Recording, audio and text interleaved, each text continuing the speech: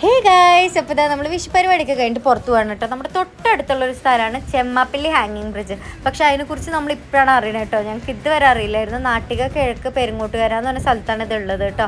അങ്ങനെ നമ്മൾ ബ്രിഡ്ജ് കടന്ന് അപ്പുറത്തെത്തി കുറച്ച് സ്നാക്സും കാര്യങ്ങളൊക്കെ കഴിച്ചു. അത് കഴിഞ്ഞ് നമ്മൾ കുറേ നേരം ബോട്ടിങ്ങിന് പോകണോ വേണ്ടേ എന്ന് വെച്ച് നിന്നു കേട്ടോ. അവിടെ കയാക്കിങ്ങും കാര്യങ്ങളൊക്കെ ഉണ്ട്. അവിടെ കുറേ ഫാമിലീസൊക്കെ ഉണ്ടായിരുന്നു കേട്ടോ, കാരണം വിഷുവായിട്ട് അതിൻ്റെ തിരക്കായിരിക്കും. അങ്ങനെ നമ്മൾ അവസാനം ബോട്ടിങ്ങിന് പോകാമെന്ന് തീരുമാനിച്ചു. അപ്പോൾ നമ്മൾ ബോട്ടിങ്ങിന് പോയപ്പോൾ പെർ ഹെഡ് 50 വെച്ചിട്ടാണ് നമ്മൾ കൊടുത്തിട്ടുണ്ടായത്.